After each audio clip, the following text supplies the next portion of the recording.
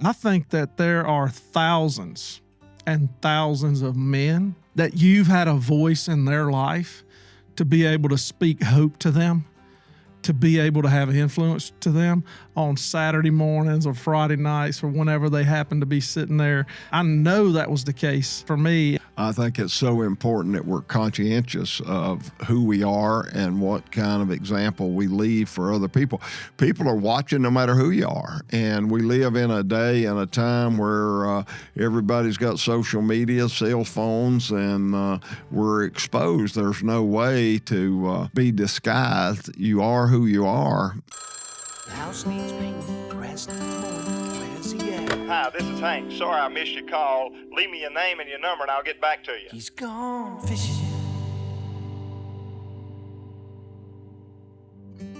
Hey, welcome to Off the Water with Hank Parker and my buddy Josh. How you doing today, buddy? I'm good. I feel good, Hank. I feel good. You're looking good, Do man. I look good? Yeah, you looking. When I'm around you, I'm always looking to see the feedback I get to let me know whether or not I'm pretty enough. I'm good at all that. You pretty man, got your beard all right, calmed down, and you're unlike me. You got more pepper than you do salt. Now you getting a fair amount of salt in there, listen, but right now you're hanging in there with quite a bit of pepper. I've lost all my pepper. I went to the barber. This was about last year sometime. And I looked down, and they trim up my beard because it's just easier. My wife doesn't fuss at me for getting the sink a mess.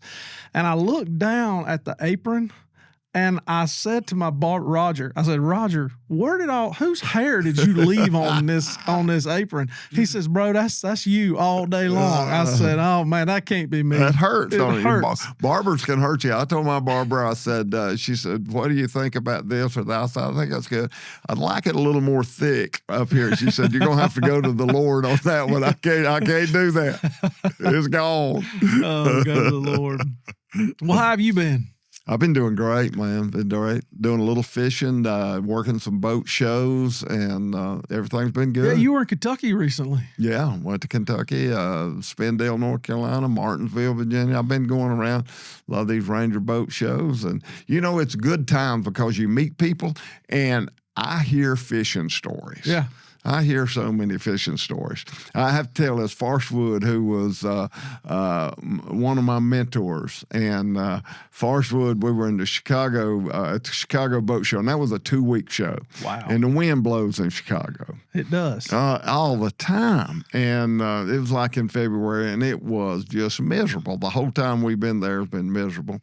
And Forrest and I were working, and I was in one side of the booth, and he was in the other. And this guy came up and told me a fishing tale. And I mean, he went from, I got the lure out of the box. I put on this line. I put it on my reel, and here's how I put it on. And I tied this kind of knot, and we loaded up, and my wife fixed turkey sandwiches. Every little detail.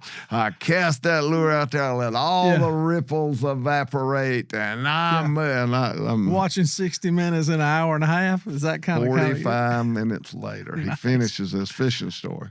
So he goes over, and I felt sorry for Forrest, but there was no way I could give him a heads up because the guy made a beeline. And he goes over and tells Forrest the same story. And I'm watching. Forrest is such a gentleman. Mm-hmm. You would have thought Forrest was so entrenched in that story, but he was just as bored with it as I was. But he came over to me after it was over, and he said, Hank, you know what my favorite fishing stories are? I said, no, Forrest, I don't. He said, short ones. You need a code. You need to go over and be like, man, I need you immediately over here. There's a serious situation. Get me out of this. We can set our cell phones off. Yeah. You can. We couldn't do that then. That was back in the day. Oh, my goodness, man. Hey, I got to take this call. Right. Y'all went to you and Miss Martha went to the Ark. Yeah. What'd you think of the Ark? I was blown away. Really? Yeah. And I'm going to tell you what I really like. I like all the information because there's so much misinformation and speculation on part of the scientific world. And they would give you the secular viewpoint, the science viewpoint, and the biblical viewpoint, and you could read the differences, and it was just intriguing and informative to me. There were a lot of things I knew, but there were a lot of things I didn't, and I picked up the Ice Age as one. I love to fish the Great Lakes, and of course they're going to tell you the secular scientific world's going to say over millions of years the Great Lakes were formed by glaciers, and the biblical view of that is sometime probably within 100 years of the flood, the water table was at the highest it had ever been because the water had all not drained from this horrific flood that the Ice Age took place, and in just a few years with the Ice Age, that's when the glacier lakes were formed all throughout Canada and North America, and made sense, made more sense than anything I'd ever heard before. So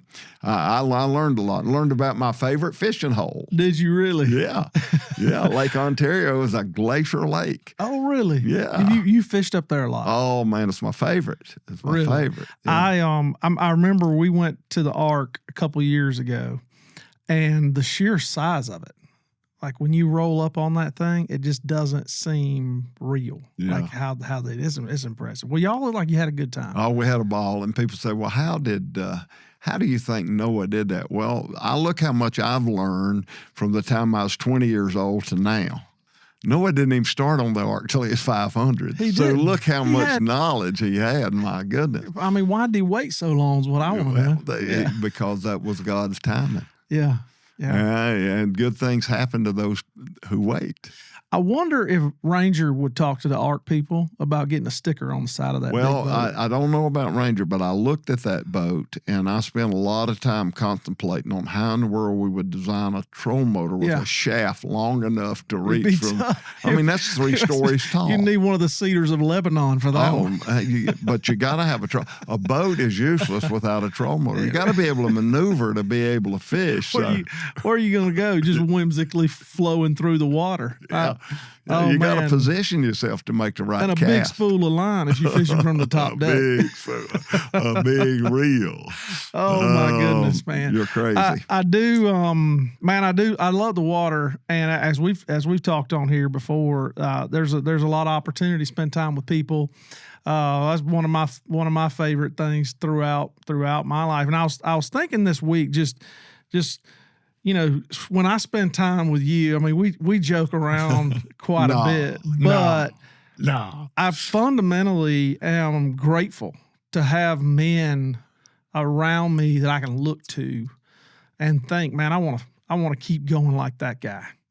I want to finish well. In fact, I think for you now listen, I didn't even plan to say this, but when I think for you, I think that there are thousands and thousands of men that you've had a voice in their life to be able to speak hope to them, to be able to have influence to them on Saturday mornings or Friday nights or whenever they happen to be sitting there.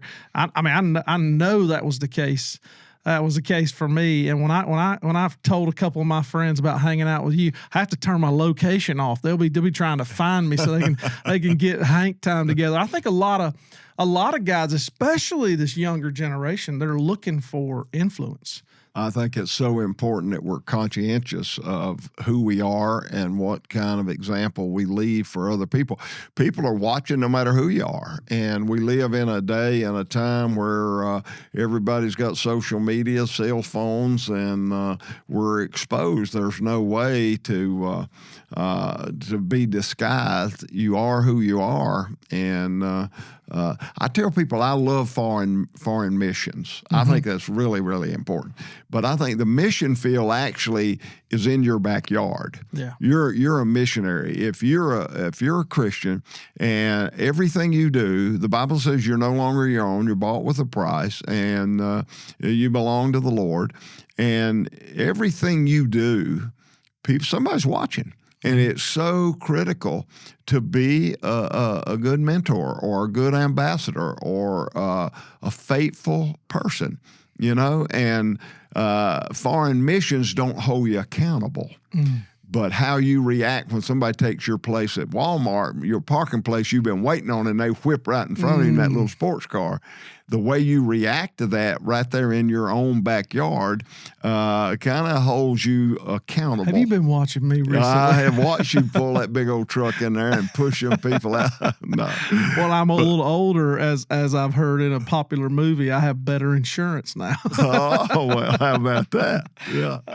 But all that matters, and it does matter. It matters what we do on social media. It matters about our attitude about fishing. It matters about our attitude about the outdoors. Mm-hmm. All of that makes a difference. And I love happy people. And there are so many things that can get you down if you let it. And I had a fellow I fished with down in Venice, Louisiana that worked for Nutramax, and I went with a group of guys from Nutramax down to Venice red fishing, and he lost a big fish. And I asked him if it bothered him. He said, "Brother, I'm way too blessed to be stressed." And so I've steal that from him. I've adopted that. Man, it's all okay. It's okay when you're saved and you know for sure you're going to heaven. All the rest of the stuff will take care of itself. It's okay. You know, as some of you guys know, part of what I do for work is I'm a pastor at my church. Yeah, I love it. And not only that, but I have the opportunity and really the blessing of being able to work with pastors all over the country in a way to help them shape their really discover and get real clear about their identity. And when I began to ask them questions about that, because we listen, watch the news, we're seeing like all kinds of foolishness happening in the public eye when it comes to pastors, especially some of the guys on a pedestal. The hate that those are the only stories told a lot of times, because for every one, there are thousands of faithful men who spent a lifetime being faithful. But as I talk to a lot of these guys, it seems like if you ask them about, hey, who had this influence in your life and who's having it now, a lot of times I think some leaders are living in a vacuum with a real lack of investment from the generation before them speaking into their life. I think it's a pandemic across the nation. And now this younger generation that we have, they're hungry. They're hungry for people to speak. And so the role to have influence as a man, the role to have influence as a woman on the younger generation is huge. And for me, I could tell you there are a handful of men that I'll look back over my life and I can think, man, at this point in time, this person had a great amount of influence on me. If you look back, right? If you look back before the wheel was invented when you were younger, but if you look back, Hank, to some of the people that were formative in your life in the early days, who would some of those people be? Well, it's obviously I started out with my dad. My dad was just such a cool guy. He was a war veteran. He had fought in World War II. He had an old German sword that he had taken from a soldier in war, and I just admired him so much, and I looked up to my dad, and he was my number one mentor. I mean, he was such a big part of my life, and had so much influence in my decisions and my thoughts, what I did. I wanted to do whatever my dad did. I wanted to be like my dad, and my dad was a great outdoorsman. My dad could do anything. I remember we had an old shotgun, and that thing kept breaking. And my dad took it apart, and he said, "Well, this piece, they didn't make this strong enough. This is a fabricated piece that's a two-piece. It should have been a one-piece." So he went to a tool maker, and he got all this stuff and chiseled and sanded and bored the holes in the right. He fixed that shotgun, never broke again. So he was smart, and he could do things, and that just impressed me so much. And as time went on, my dad, when he came back from the war, he had a lot of bad experiences in the war. I bet. he started drinking. And that was his escape from all the demons inside of his head and the memories of the war. And it took control. And so now he's my example in life. And as time went on, he changed. His priority changed. His morals. Everything about my dad changed. And so I always wanted to be like him. And all of a sudden, I find myself not wanting to be like him. Yeah. And so it's funny, we talk about who has influence in your life. It can be good and bad. Correct. And it can start out good, in my case, and turn bad. So the first person that had influence in my life was my dad. And he had influence whether I want to admit it or not. He had bad influence. What was that? I mean, invite us into that moment, Hank. Tell me, what was that like as a child? It's so devastating. It's so disappointing when your family life starts to. I mean, you love your mom, you love your dad. Your dad starts drinking. When he gets drunk, he's Jekyll and Hyde. He becomes abusive. He becomes a different person. My dad was a very kind man. He was non-confrontational and just a super guy. And everybody liked him. I mean, he was funny, and he starts drinking, and he's not that guy anymore. He's abusive, physically, mentally, and he controls the environment. It's so much tension. And man, that happy home and good times and all that is out the window, man. It's just disastrous. So even though you're not conscientiously thinking, man, I need to find a new person to have influence in my life, you start looking. You start looking for an escape because the environment you're living in is just a terrible place to be. So with all your fibers, you start looking for another place to live. Sometimes I can turn into a really bad situation, especially for young guys who are looking for influence. They can, as you say, when that happens in a vacuum, they can find all kinds of behaviors to get involved in. It's going to take them down a path to where they just reproduce this behavior that they've seen, and they become just another broken version of what has influenced them. It's always fascinated me to watch a documentary on some kind of serial killer or a pedophile or some kind of abusive dad and see that their kids follow in the same footsteps.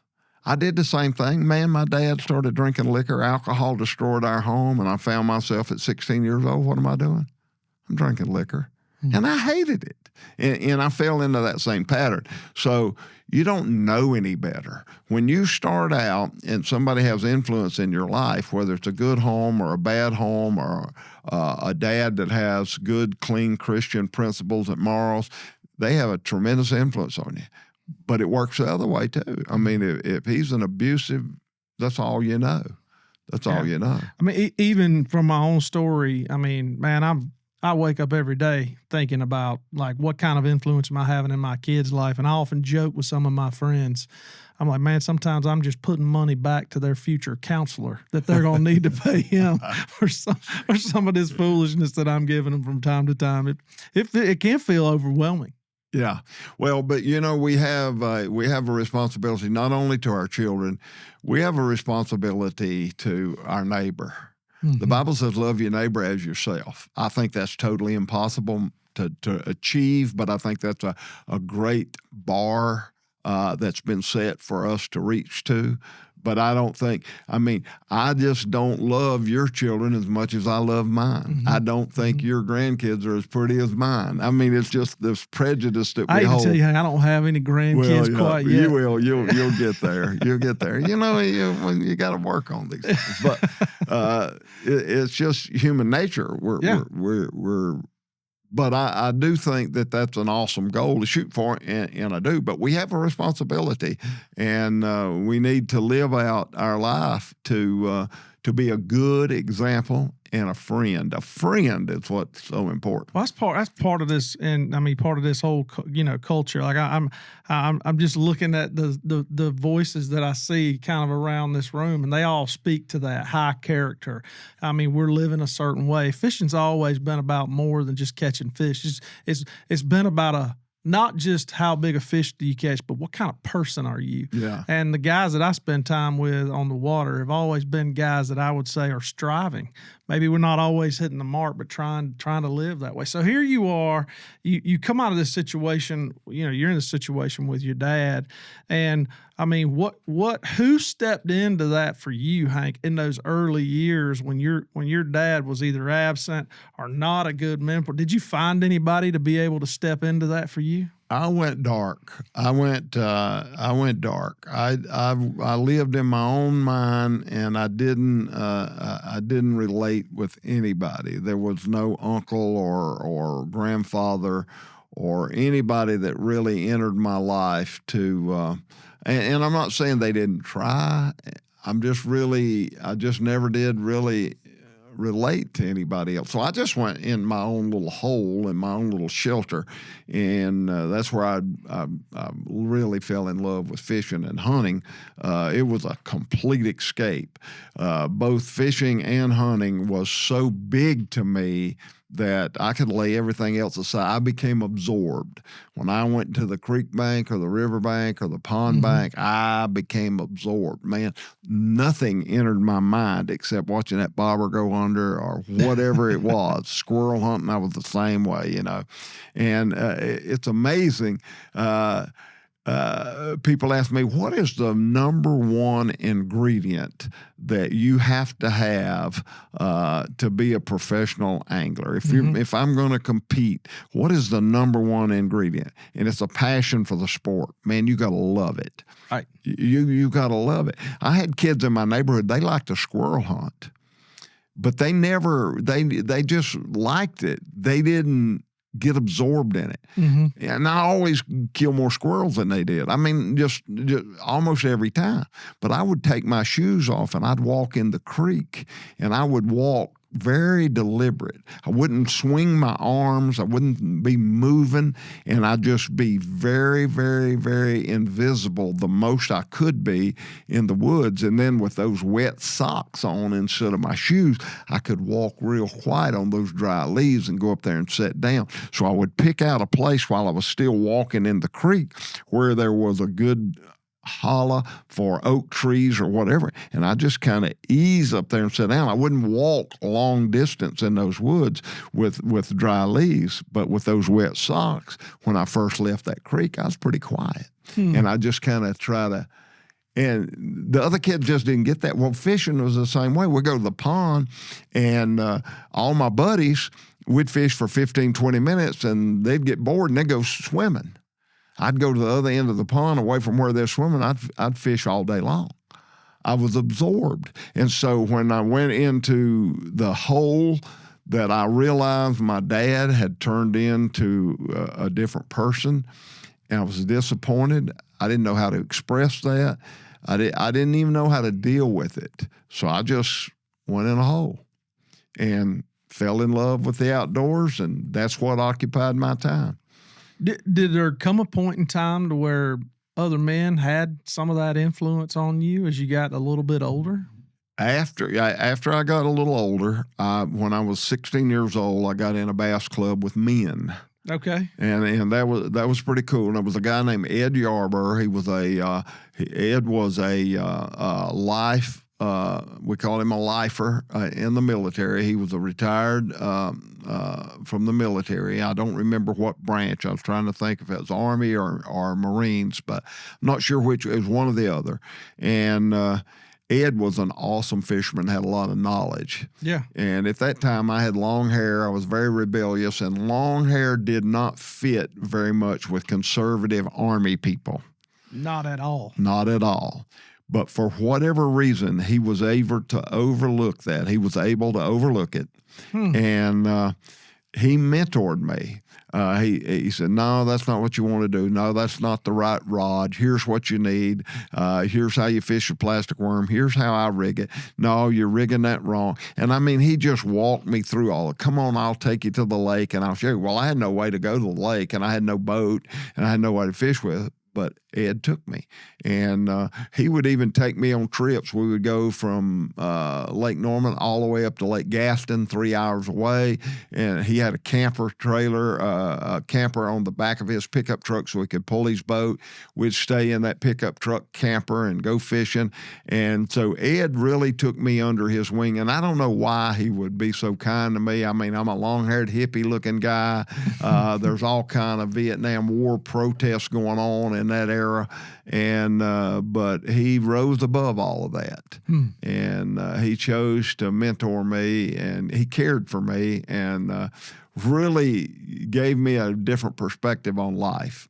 He came along at a good time, and I was probably 16 years old, so I had been in that hole for probably 3 or 4 years before I met Ed, and I was so infatuated with fishing, and he took me to a whole different level. I was way down here on first base, and man, he took me to second base, and it was pretty interesting. Creek banks and ponds. I can imagine you with that long hair. You know, I grew up in a, let's just say, a very, very conservative church, and I remember guys would come in with long hair. And it wouldn't matter what they'd say with their mouth. Like the men of the church would be like, "We'll cut that hair right now." Yeah, I had a lot of that. We'll cut it right now. Yeah, all it's my like dads. when Jesus comes, the clippers are coming. Yeah, that's how it worked out. That's right. Yeah, I went through all that. Hey guys, this video is brought to you by our partners, Mossy Oak. Now, Mossy Oak is more than just a camouflage brand. They have land, seed, and fishing apparel. Now, some of the branches include Mossy Oak Biologic, Mossy Oak Native Nurseries, and Mossy Oak Properties. For more information, you can check out the description below. All those links are there. And now, let's get back to the video. Yeah, man, that's great that Ed was able to have that influence in your life. I mean, was that where you really so I'm picturing, you're going from creek banks, you're going from little ponds, and now he introduces you to a completely new world, and you're finding out like what you saw. There's a whole nother way to think about fishing. Yeah, well, and I'd kind of lost confidence in my dad, and my dad. When I was just a little kid, they talk about fox squirrels down in Georgia. Oh, yeah. He lived in McRae, Georgia, and they had fox squirrels. Yeah. And to me, just hearing them talk about it, to me, a fox squirrel was a 200-inch whitetail. What that is to me now, maybe even more. My dad would tell me when we'd be fishing down on the Savannah River when I was a kid, and we would see them on the bank, and he would tell me, them things have been hanging around the nuclear plant down here, son. That's how them squirrels are made. I thought that till I was a grown man, Hank. Oh, man. Well, I loved them, and my whole dream in life, I never even thought about killing a deer or turkey or none of that stuff. Man, I wanted to kill a fox squirrel. I just thought that'd be awesome. And again, even my dad, when I was 12 or 13 years old, I was a better hunter than my dad. And there was some jealousy there. And so my dad, my brother, and I, we went to visit my grandfather in McRae, and there was a gentleman that had a pecan orchard, and he wanted us to come up and hunt squirrels, which was a big deal. We got to hunt squirrels on this big pecan orchard, and I kept seeing this big pine tree forest behind me, and I knew fox squirrels love pine trees. So I said, Dad, I want to go down there. No, son, you sit right here by these pecan trees. Me and your brother, we're going to go up here, and you stay right here and hunt these gray squirrels in these pecan trees. Well, as soon as they got out of sight, boy, down through the pine woods I went. Well, just fate had it worked out, and I treed 2 big, giant, beautiful fox squirrels, and I killed them. And I was more proud of them than any deer I've ever killed. That was the highlight. And so I killed a handful of gray squirrels and those 2 fox squirrels, and my dad and my brother only killed 1 squirrel. So there was some jealousy there. Sure. And we laid competition. The competition. So we laid them on the back of the pickup truck, and I was so proud. I wanted my grandmother, my grandfather to see them. And so we're in my grandfather's. He loaned my dad his pickup truck. So we go back, and those squirrels are on the back of the truck. And so I go in, I get my grandmother, who was the most awesome lady in the whole wide world. We called her Mother Parker. She was just awesome. And she just flatters me. You know, I know she could care less about seeing those squirrels, but Right. she acted like she could not wait to see those squirrels. Wow. And we go out there, and my dad's taking off. He's gone. And the squirrels are gone. So my grandmother, we were all disappointed, and found out later my dad went to the liquor store. He met with some people, and they got drunk. And when they came home, my squirrels were gone. And I said, Dad, where are my fox squirrels? He said, oh, son, I gave them away. And I was devastated. Man, I was devastated. It's like grinding the horns up on a 200-inch deer you've hunted all your life. Oh, my goodness. I was so devastated. And I was so disappointed in my dad, and I was so heartbroken. But like I say, my dad, every once in a while, he'd redeem himself. And I was just so broken, man, that I didn't get the tails off of them, didn't get any pictures. And back in them days, you know, you didn't have...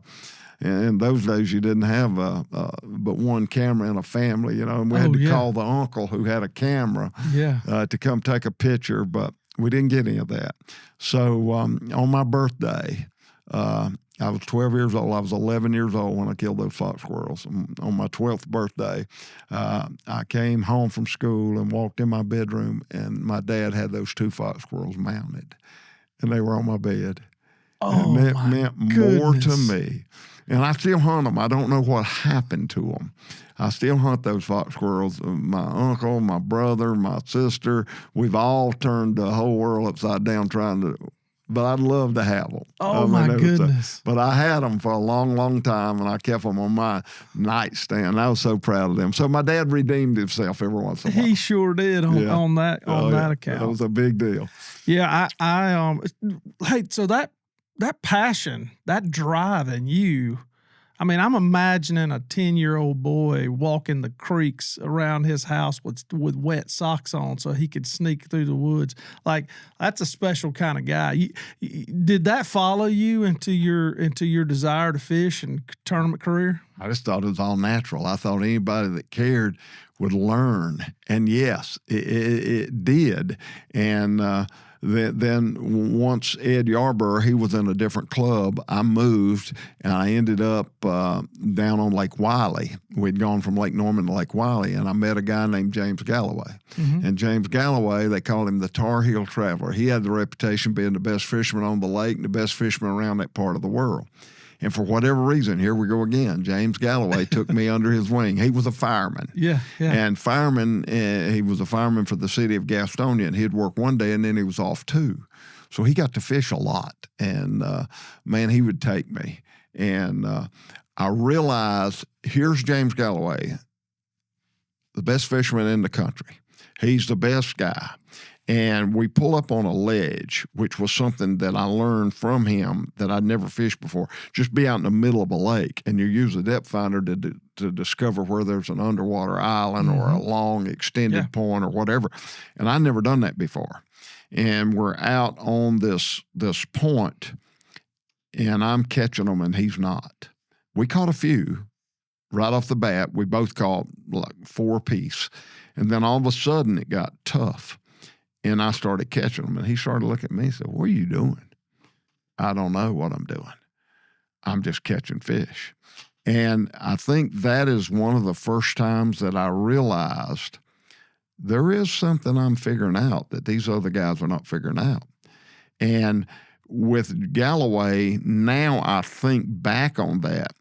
This point had a breaking point, and the current, and I didn't even calculate any of that, but the current, those fish were holding right in that break line where that point was kind of breaking that current. It created a little eddy, and there was a shell bed there, and I could feel that shell.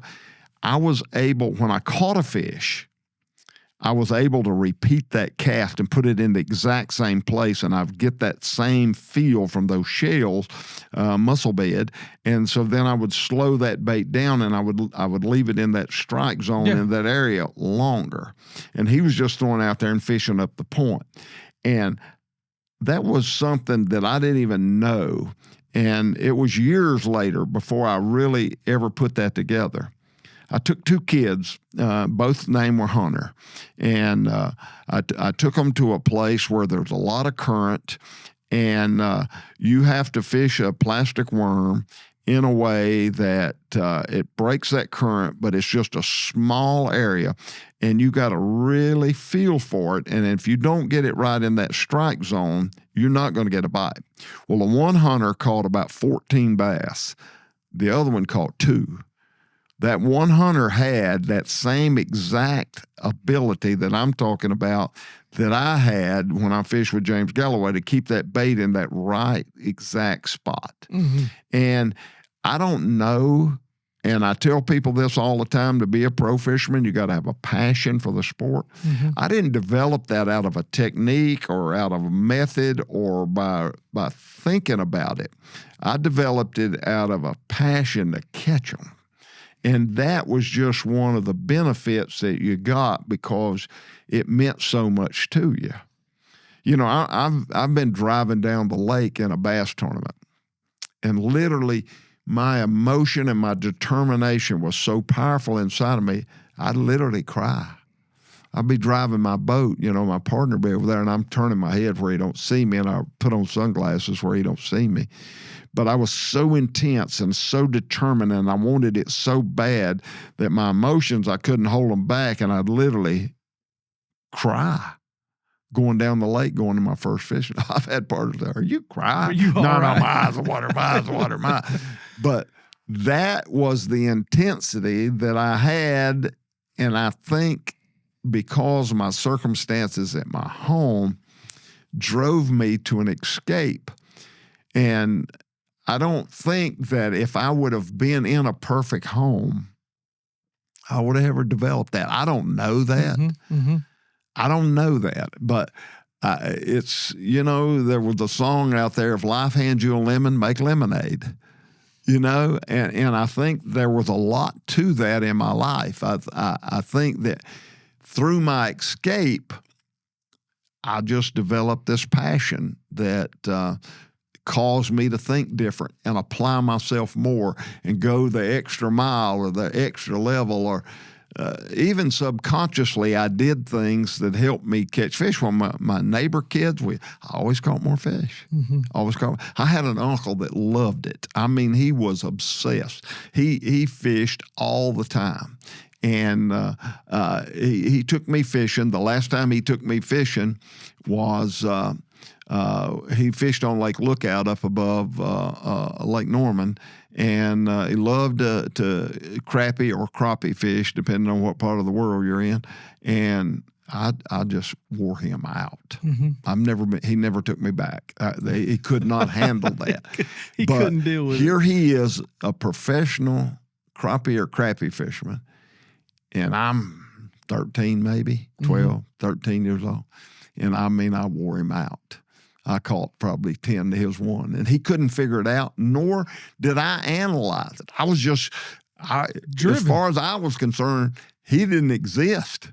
As far as I was concerned, there were no houses or no other boats on the lake. Man, I was tuned in, and I knew what I did. We were fishing a jig on a cork or a bobber, and you'd fish that jig, and you'd let it set, and you'd pause it, and you'd wiggle it, and you'd twist it, and it had a lot to do with the presentation on whether you caught the fish. And I was honed in, man. I had it figured out, and he never figured it out. Yeah. But he never took me back. Well, I mean, listen, the drive to be successful or to move into those places, those all start somewhere. I'll tell you this story, not to be too heavy, but about a year and a half ago, we lost our oldest son. Yeah, right. It's tragic situation for our family, and there'll be a day we'll talk about that one of these days. At the funeral, the Lord really put into my heart some words for my kids and my wife. And Hank, it was as if they weren't my words. Wow. I was just getting to say them. Wow. And I had an opportunity to speak hope and blessing over my children. Wow. And Hank, I just got to be a part of it. Well, afterwards, I mean, I out of everything that happened that day, I don't remember a lot. You know, it's a blur at times. But one of the things I specifically remember were all the people that would say to me, "Wow, man, what you said to your kids was just incredible." Like, and I would say the same thing to them every time. I was like, "Listen, those were not my words. That came from the Lord." Well, then I had one of my really successful friends, and I mean, very, very successful. We're nearly the same age. He comes to me and his eyes are almost full of tears. And now this guy he's had a very successful life. His eyes are almost full of tears. And he says, "Man, what you said to your kids was so impactful to me. I just can't imagine what my life would have been like had somebody spoken to me when I was a young boy like that." And I looked at him and I said, "You better thank God nobody ever said those things to you when you were a little boy, because you've been trying to prove your whole life that you were going to be okay." And this guy drove himself into a very, very successful career. Anyway, we've laughed a little bit in a difficult moment. I think there's a lot to that. We laughed with one another about that. And that sounds like some of what you had going on. I do. I think there's a lot to that. You know, the way you temper steels, you heat it and you beat it, and you heat it and you beat it. And the way you heat it and the way you beat it's got a lot to do with the way it comes out. Yeah. I mean, you know.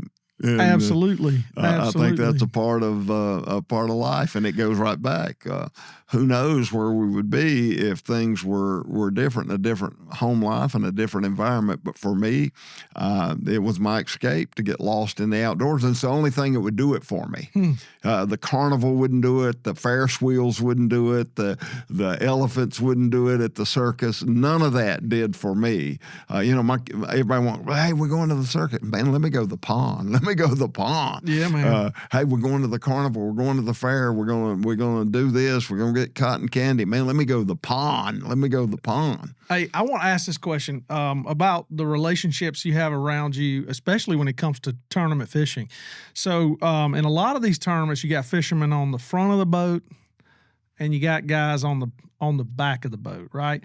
Tell us a little bit about how that works. But what I want to know is a little bit like, what is that really like when the cameras are off? And like, what are those relationships on the boat look like for those fishermen who are fishing professionally like that? Well, you know, and it varied with different anglers. And I'm going to tell you, the way the whole thing worked is there would be 250 fishermen, and they would enter the tournament, and then they would get paired up. And you have 3 different days, so you're going to have 3 different partners.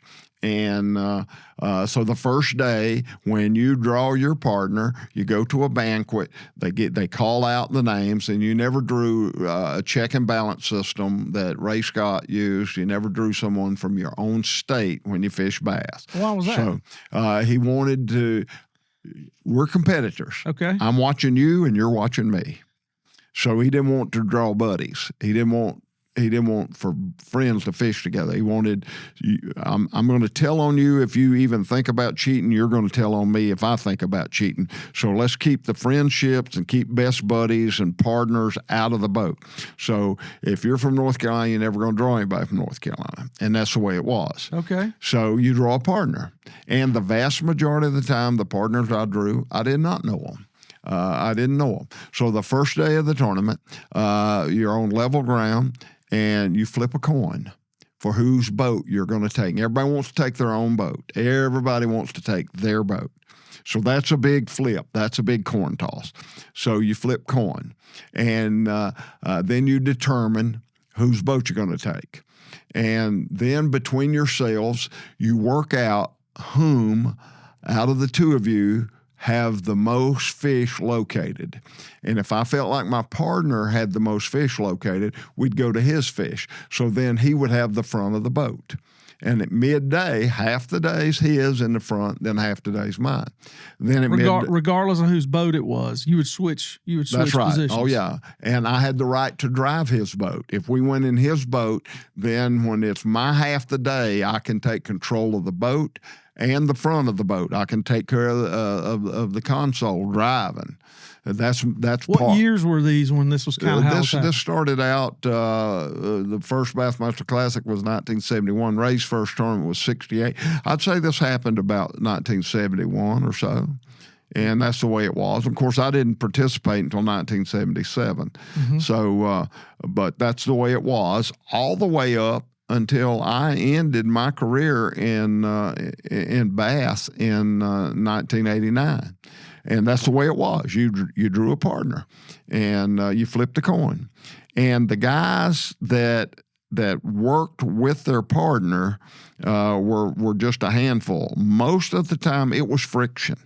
And I had friction. I had several different guys that I drew that you couldn't make them happy, and you couldn't have enough diplomacy to pull it off. But I would get a guy.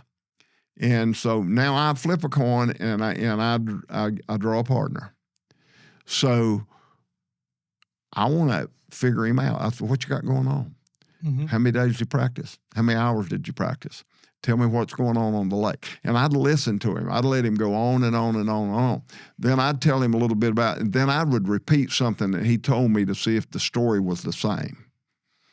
Because a lot of times these guys get so infatuated and they get so pumped up, they want to convince you so they hard. can take control. They embellish so bad they forget their story.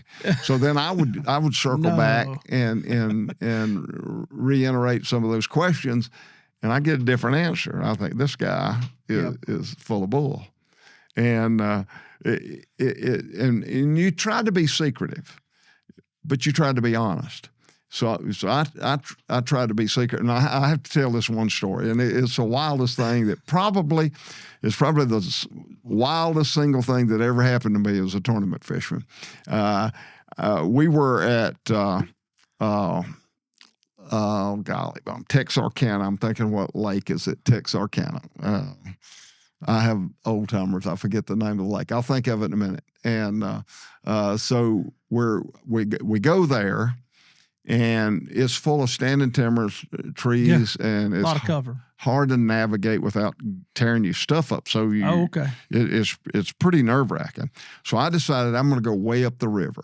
I'm going to go up the river. Well, one of the worst things that can happen to you is on the first day of practice, you find enough fish you think you can win the tournament with, because you got to sweat it out on how many people are going to find your fish. Okay. So I go way up the river, and I go as far as you can go. I go to a shoal. Now, I idle and I navigate it real carefully, and I kind of work my way. And so I get up there, and in those rapids where all that water's rushing out, they're stacked. I mean, they're there. I throw a topwater bait, I catch a 3-pounder. I throw a plastic worm, I catch one. There's 5 following it. I thought, oh my goodness, I can win this tournament right here. So now I'm a nervous wreck. So I go back down the lake and I start figuring out a trail that I can run. We didn't have GPS. We didn't have track back. There was no way of knowing where there was structure on the water that's going to knock your motor off without just idling up through there. Yeah. So I made me a trail. Well, then once I got up there, I didn't see any other boats, and I didn't want to spend much time there, because if another tournament boat would come down the river and they see you way up there, they're going to come out of curiosity. Sure. You know, they're going to think, he's What's on to going something. on over here? And then if they recognize who you are, it's even worse. So I'd worked my way, and I'd kind of got me a course plotted where I could run without knocking my motor off. There were a lot of rocks and stumps. And so I thought, what am I going to do? What am I going to do? How am I going to know if somebody else finds these fish? Well, I had some 2-pound test trilene line in my tackle box, and I thought, So I get out of the boat, and I tie that line to a willow tree, and then I go all the way across the river, and I tie it on the other side. That way, if there's a boat comes up there, I know they will have been there because they broke my line. Okay. So now I got that line. So that's intense, by the way. Huh? That's intense. Well, it's I needed to know. You know, I didn't have trail cameras I could put to see what happened. I got to do what I got to do. You know, we're living in the ice age. So I I can't stand it, man. I want to go check on them. But I don't. I use my best judgment. Well, the last day of practice is a day where you got to get your boat gassed up, you got to get your batteries on charge, you get all your rods and reels ready, and then we have that pairing party. So usually everybody except Roland Martin and Hank Parker are off the water by 3 o'clock in the afternoon because you got to get all this preparation work done. Now, Roland, he's going to stay out there till the very last minute, and so's Hank Parker. Yeah. So I'm hanging out, and so I wait until the 11th hour, and there's nobody left on the water. So I go up to check. Well, I get up there, and my line is not broken. So I pull that line off and I wad it up. I don't leave that line to pollute the river. So I pull that line and I wad it up and I put it in my boat. And so I go up to check to see if the fish are still there. Yeah. And they are. And about the time I turn and look, and there is a boat. And I realize it's a tournament boat. And my heart just dropped. And he's starting to come to me. He's about 400 yards away. And he's starting to come to me. And I thought, what am I going to do? What am I going to do? So I started down the river, and I trimmed my motor up, and I started blowing water as high as I could blow it and shaking my boat like I was hung on a rock pile. And I'm about 200 yards down now. I'm halfway to him. So he takes the bait. He turns around and he leaves. And I think, ching, ching, man, I got it. He didn't come up there and find my fish. So now we go to the pairings party. I get to the pairings party and I draw this guy, and he's on no fish. So he does not make me flip for the boat. He says, I'll go with you. I said, I got baits. Whatever I'm catching them on, you're welcome to use my stuff. Good deal. I'll just ride with you. So the next morning, we're flying as fast as that Ranger boat will go, and we're going up there. And when I get to that little place where I trim my motor up, he grabs me and says, look out, there's a rock pile in here. I saw a boat hung on it yesterday. What are the odds of that? No way. I never told him. You never told him. Oh, no. If he's watching now, he's found out. He got duped that day. He has no clue. He has no clue. That was me. This episode is brought to you by ProGuide Batteries. Now, ProGuide Batteries has been in business for over 30 years, and Hank's favorite choice of lithium-ion battery for 4. ProGuide Batteries has blown Hank's expectations out of the water, so much so that it is the only lithium-ion battery that Hank uses. So you can go check them out at ProGuideBatteries.com. Hey guys, this episode is brought to you by Locomoly. Now, if you own a motor, whether it's automotive or marine, Locomoly will not only help it to run better, but to last longer. The Locomoly oil penetrates the cylinder walls, helping to extend the lifespan of your motor. Now, if you want your motor to die faster, don't click the link below. But if you are interested in improving the quality and performance of your motor, check out Locomoly in the description below, or you can go to locomoly.com for more information. Now let's get back to the episode. Well, what was the conversations like, at these tournaments? Were you guys having because I think every time I've ever been fishing, I'm enjoying my time. Yeah. Is it like that during those days with those other fishermen? It's intense in a lot of ways. It's a circus, intense. And different people handle it different ways. And there's some people that you can't be diplomatic with. But out of all my time, I only had 2 of those.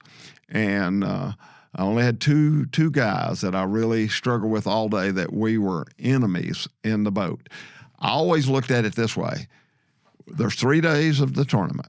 Today, you and I are partners. Today, we're not competing against each other. Mm-hmm. We're going to work together, and we're going to try to collectively catch as many fish as we can catch. And so I'm not going to try to cut you off. I'm not going to try to body block you. I did some of that, but just on certain occasions. Body block. What is body block? Well, what we did is instead of you being in the back and me being in the front, come up here. I'm going to take my seat out. We're going to stand side by side, so we're both going to be in the front. And if you had one certain little place that you knew, you just kind of block them with your rod and your body where they can't make that cast. Yeah. Now I did some of that. It's diabolical, man. Well, you didn't do it on purpose. Sam Rayburn, It Texas. sounds like you may have done it on purpose. Hey, Sam Rayburn, Texas. You're talking about justice prevails, and you get what you reap what you sow. Sure. I was in Sam Rayburn, and I'd found a bunch of fish down the lake, and I was flipping bushes, and way up the river, there was one little cove, and there was a giant bass. I can tell you what it weighed. It weighed 10.3. Oh. There was a bass up there that weighed 10 pounds, 3 ounces. And in practice, when I had my jig, the hook bent shut, I had that fish hit. And I had flipped this tree pretty thorough, but there was one particular cast where right on the other side there was a log lodged in the forks of a willow tree, and it was right on side of that log. There was a dark spot, and it was up against the base of that willow tree, and that's where that fish was. And I'm assuming she was probably bedding. And so I fished the first 2 days, and I had to work really, really hard to get a limit. So I didn't go up there. I didn't go to where that big fish was. Mm-hmm. And so the last day I drew a partner, and he couldn't flip very good. He was not very accurate with his flips, and I could put it in a matchbox. I mean, I put it anywhere I wanted to, but he couldn't do that. He was limited. And so fish were biting good that day. And I had learned a little bit more about my area where I was catching the limit. So I had them a little more figured out. And so by about 12:30 or 1 o'clock that day, he and I both had a limit. And I had a big limit. And I'm thinking now, I was in 3rd or 4th place going in the last day of that tournament. That 10-pound fish, I'll win the tournament. There ain't no doubt about it. That fish, I got a big bag right now. If I can throw one of these 4-pounders back and put a 10-pounder in there, I'm going to win this tournament. So I go all the way up there, make the run. I get the boat just right, and I kind of body block him a little bit. And I know exactly, and he does not have the capability. He doesn't have the skill to put that bait where it needs to be, nor does he even know where that fish is. Mm-hmm. So I've got a huge advantage over him. And so I thought, well, just relax. Don't worry about body blocking. Give him a fair shot. And when we're not even positioned where to make the proper cast, he makes a wild flip and hits that log and bounces, and that bait falls dead where it needed to, and he caught that big bass. No. Oh, I could have died. But he caught it, and it weighed 10 pounds, 3 ounces. It was the big fish of the tournament, and had I caught it and thrown about a 3.5 pounder back, I would have won the tournament. My goodness. Justice prevails. Oh. Well, I've always been curious about those relationships, what they're like. And men come along, and I think you said throughout your career just been very influential. I think on to you really sharing to the world your relationship with Dale. And man, that's been phenomenal to see what that was like. You really, I don't know if this has been said like this, but you had a deep influence in his life, Hank. Yeah, I don't know that as much as I know he had a lot of influence on mine. But the same, I think, if you look back, you look at his childhood, living on a mill hill, Kannapolis, North Carolina. Ralph Earnhardt didn't have time hardly for him, and he kind of went in his own little world. But he never quit. His dad was his goal. His dad was his life. His dad was he wanted to impress, and he wanted to be like his dad. His dad was a great race car driver, and Dale, he got that skill of having a feel for that car just because of the intensity. It wasn't something calculated. It wasn't something that he went to a school or driving experiences to learn. It was deeply ingrained in his soul to be able to win and impress his dad and be accepted. And I think again, it's the way you temper steels, the way you heat it and you beat it. And I think he was formed to be so intense. And he picked up on everything. He picked on, and I'm going to probably tell this story. I'm going to do a podcast with Dale Jr. He's coming to be on our podcast. Right. And I'm excited about that. But I'm going to tell him I went with Dale and Neil one time to Daytona. And Neil was about 2/10 faster than Dale. And it was driving him crazy. Mm-hmm. It was driving Earnhardt crazy. And I asked Neil, I said, how is that? He said, he's gripping the steering wheel. Now, don't you tell him. Don't you tell him. He's got two hands on that steering wheel. He said, you got to let that car go where it wants to. And he said, you can help it a little bit, but you got to be with kid gloves. You got to be with kid gloves. You got to let that car find its own nose and go the direction it wants to. If you start turning it, you're going to scrub off speed. And we're talking about a 2.5 mile racetrack, and we're talking 0.2 of a second. Mm-hmm. To them, that's a big deal. 0.2 of a second. That's how. Oh, yeah. That's how. Money or not. Yeah, that's that competition. But Neil was faster than Dale because Dale hadn't figured that out. Oh, wow. But it didn't take long. It didn't take long. He figured it out, and he figured out more. He figured out the draft that Neil didn't figure out. He figured out the draft that no one else figured out.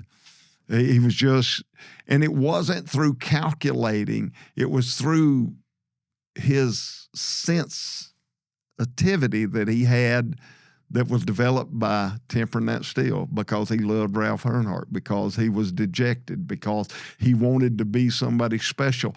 And it was all inside, and that was what poured out. What do you think? And I don't know that I've heard you. I mean, you said it. I think he had a major influence on me. What do you think that was? What kind of influence did he have on you, Hank? It was just the fact that he was the biggest thing since sliced bread. And people just, you couldn't go anywhere with Earnhardt. People would line up. They would have a traffic jam. Mm-hmm. He was bigger than John Wayne. He was Elvis. And for him, when it was just me and him, we were buddies. He didn't think any more of himself than he thought of me or me of him. It was just like, hey, we're two buddies sitting here talking. He wasn't the personality Dale Earnhardt. He was the person with me. And I think that always, and he thought like I thought. He had been in a similar environment and his passion was much like mine. We had so much in common that we just became great friends. Back in the late 90s, Renee bought me for my birthday tickets to Darlington. And man, I'll never forget the end of that race. Man, really, it was Dale Jarrett. It was Dale Jarrett and Jeff Gordon. The two of them really came down, and it was like nobody else was involved in that race. Mm-hmm. And those two guys were battling it out. But that's not what I remember most from that race. I remember that there was a couple in front of me. And they're obviously, I was not an Earnhardt fan back then, mm-hmm. Whoever your race guy was, you wanted everybody else to crash, So yeah. I grew up a Davey Allison fan. Okay. He was my buddy. Kind of after when he passed away, I was just watching the sport, but I really didn't appreciate Earnhardt as, you either loved him or you hated him. I might have been on the other side of the coin. There are two people in front of me and Renee at that race. All the Earnhardt stuff on. Hank, I promise you, what I was so mad about during that race, every single lap, everyone at Darlington, the lady in front of me, when Dale came by, stood up and waved at him and then sat back down. And I'm like, man, that is commitment right there. That is. So the whole race, I had to watch her every few seconds stand up, wave at Dale Earnhardt, and sit back down. He was bigger than life. He absolutely was bigger than life. Darlington's where I got fired. My son Hank Jr., he raced, and I was his spotter. Yeah. And he was running really, really good, but he needed about 1/10 of a second to run with the front of the pack. So I got on the radio and I said, Hank, give me 1/10. Give me a tenth, buddy. Give me a tenth. He said, Dad, I don't have a tenth. I said, yes, you do. Give me a tenth. Give me a tenth. So he did. He picked it up, and about 3 laps later, he's in the wall. And I said, well, now at least you know where the limit's at. He said, oh, no, I knew where it was. Now you know. Yeah, now you know. What a tenth. So they fired me. They said, look here. He needs a spotter. He don't need a coach. Oh. And so that was my last spotting job for Hank Jr. I got fired at Darlington. Hey, Outdoors family, we want to take a quick break from the podcast to tell you about our newsletter. Now, by signing up, you'll not only receive exclusive content, but you'll also get first-hand look at new merch drops and new merchandise from Hank Parker Productions, such as the classic spinnerbait and the pawpaw crankbait. It's completely free to join, so just go to hankparker.com, click on that newsletter, put in your email, and we'll welcome you into the Outdoors family. And with that, we're going to get back to the episode. If we fast forward through fishing today, I mean, what kind of influence do we see happening across this sport now when it comes to these professional anglers who are out there? Because really, a lot of the lines are blurred between the audience and the fishermen. Like that, these guys are on social media. These ladies are on social media. What kind of influence do you see today? It has changed dramatically. When I started, the industry did not know whether professional fishermen were going to have an influence in the marketplace or not. Mm-hmm. So the whole method for marketing and promoting was outdoor writers with different magazines and newspapers around the country. So the industry themselves, they would give free rods and reels, free lures, and all this stuff, and even some money to some of these outdoor writers. Like Tom Higgins wrote a column in the Charlotte paper every Sunday on fishing. Those were the guys that the industry went after. Well, as time went on, you say you got to earn your stripes. You got to earn your stripes. You got to earn your stripes. So as time went on, Bill Dance, who was the first guy to really, really understand the industry and understand the market, who was an incredible fisherman. Right. He was an incredible fisherman. So Dance would use his influence, but he built his credentials, man. He was Angler of the Year. He won like 13 national bass tournaments, and he was certified. Bona fide. He was bona fide, certified, a professional angler with a lot of credentials and knowledge. And so he started using his influence to sell product. I want to be like Bill Dance. I want to catch fish like Bill Dance, so I'm going to use a cream worm like Bill Dance uses. Mm-hmm. I'm going to use a Strike King spinnerbait like Bill Dance uses. I'm going to fish with a Lew's rod and reel like Bill Dance fishes with, or whatever. And that's where it got started. Well, then the industry learned real quick as time went on. These guys were more knowledgeable. They understand the equipment better, and they've earned the right to be able to tell people because they've been in the fire and they've come out on top. So that's the way it's worked. Well, now here comes social media. And so a guy can dye his hair orange, mm-hmm. and he can catch a bass and turn a double back flip in the boat while he catches a bass. Now he's an influencer, and he does something incredible. And he may honestly come up with a legitimate glide bait mm-hmm. that he catches 5, 10-pound bass on. He catches a 50-pound stringer. Mm-hmm. Something sensational. And all of a sudden, he's the most influential guy in the marketplace. And so my world has been rocked. My position has been shifted. And it's a moving target. Nobody knows yet where it's going to settle out because a lot of these guys that did all these sensational things, they're fading away. And a lot of the girls have been on there and they dress risque or whatever, and they get the attention of a guy, and so they get 1 million hits or followers or whatever because they're beautiful, and they can catch fish, and so you put it together, and but they've never won.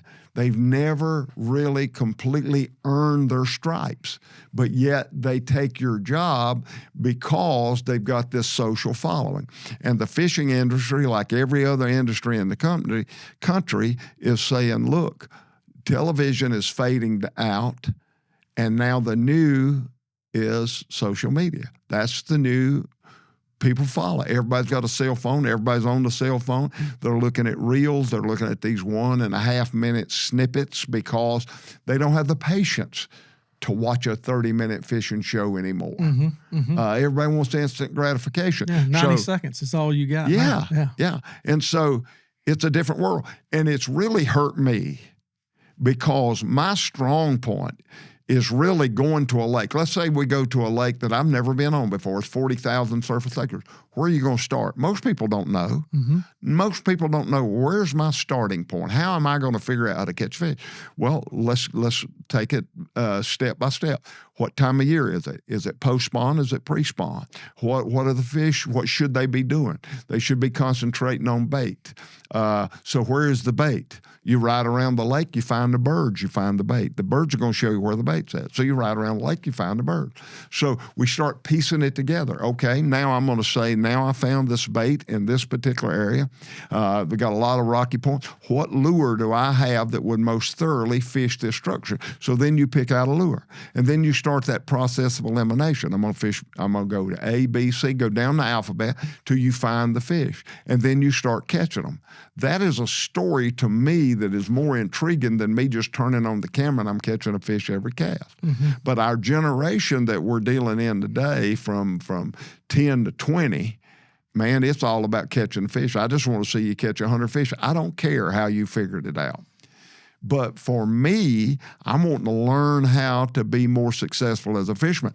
All that piecing that together, how you determine where those fish are, is the most important thing to me. Absolutely. But it isn't to this new generation. They want instant gratification. So over the last 15 years, I've learned how to marry that somewhat. I've learned how to briefly describe how we determine where to fish and briefly describe how we establish this pattern and catch more fish. But now, this last 5 years, social media, and again, it's a moving target because the industry don't know where it's going to land. A lot of the guys that were big influencers 5 years ago, they're gone. As was here today, gone They're tomorrow. here today and gone. They're flavor of the day. Yeah. Flavor of the day, man. the Tutti hour. Frutti's hot today. Yeah, exactly. Cookie dough tomorrow. I'm going to go back to butter pecan next week. Right. And boom, boom, boom, boom. So I think that is important, and I think it's going to wash out in my favor. I think it's important to the buying public, if they're going to buy a $100 rod and reel or a $200 or $300 or even more, or they're going to buy a piece of electronic, a $3,500 Humminbird, I think they really do want to get their information from somebody, number one, that's honest. You can't sell people something because the sponsor's paying you money. You've got to be honest about it. Yeah. You've got to explain why. That is the one point that a lot of people don't. I'm telling you, this is the best rod and reel. Why? I'm going to explain to you why it is. And the same thing, I'm going to tell you about this Humminbird depth finder. Why should I buy it over another brand? Well, here's what it has to offer. And I'm going to point out and highlight the benefits that you get by having that unit versus other. And my credentials matter. And I think that's where we're coming back to now. That's a good thing. Yeah, I think a lot of these influencers have gone overboard, and Well, you're selling something more important than clicks, right? You're selling something more than viewership. I think that's one of the things that I appreciate about you. I think you appreciate about you. Here's a funny story. Like when you're telling me that I need to fish out of a Ranger boat, it's believable. Because you've done it your whole life. You believe in it. You believe it's the best boat. Like it is. It's believable. Absolutely. So we were talking I'm a bow hunter. I love to bow hunt. You do. I know you do. I'm on the search for my first bow archery elk. Yep. I've been doing that for 3 years, and I'm doing it like a poor man, like most people do it. By the way, it's very difficult to walk into your house and see that big elk hanging in there, and then you tell me the story. But as I was telling you about that, like there's a certain broadhead. I won't mention my broadhead. There's a certain broadhead that I shoot. And I thought that was going to be the last time you ever talked to me, because you said, Josh, you are shooting a vastly inferior broadhead. Schwacker broadheads are the best broadheads that have ever existed. Yeah. Well, the whole day you kept telling me you really need to shoot Schweiker broadheads. You do. And listen, most of my buddies here, that's what they shoot. They shoot Schweikers. I don't shoot Schweikers. I hunt out west.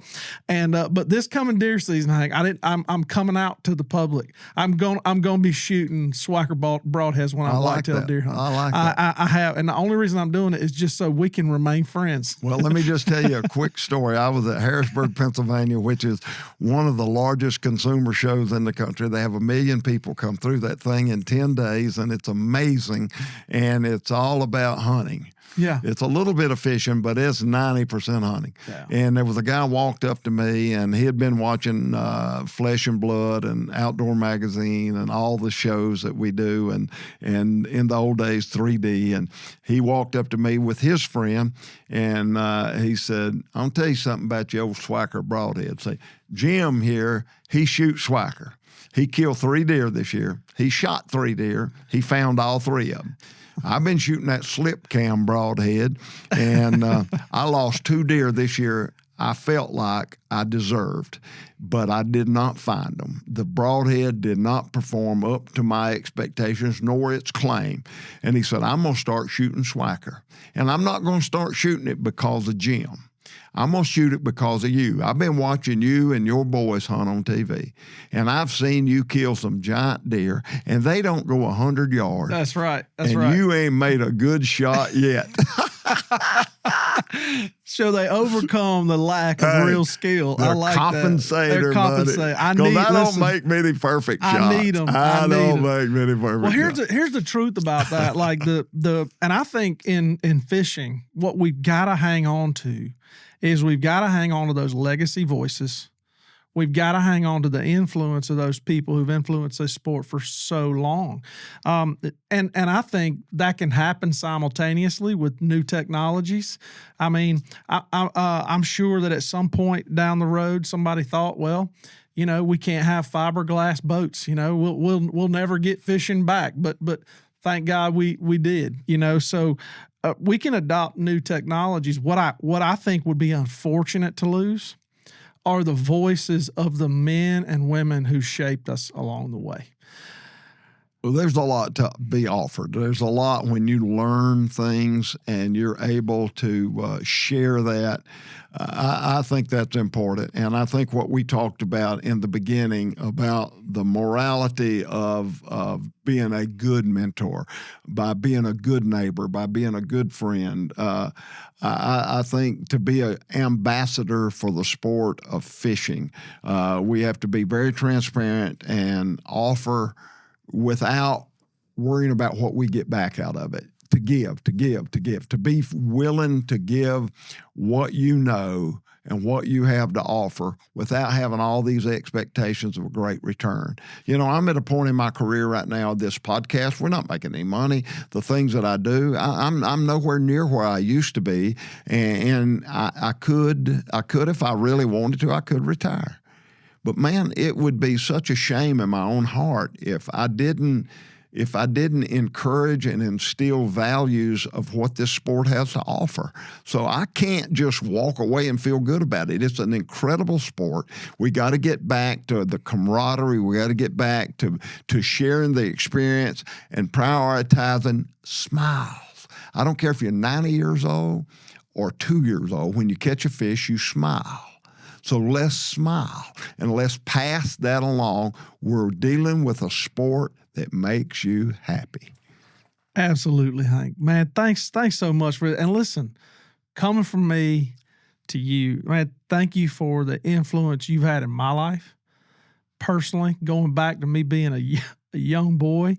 And if I'm sitting here, the people watching this show, man, they're looking at me going, they wish they were me getting to have this conversation with you, because that's what this has been all these years. You've had a major influence. That is the main thing, the change that I wanted to make to start the year off with this podcast is you are representing all my friends that are out there that I would love to be able to interact with. So many people ask me, man, I wish you'd take me fishing. Man, I wish there was time.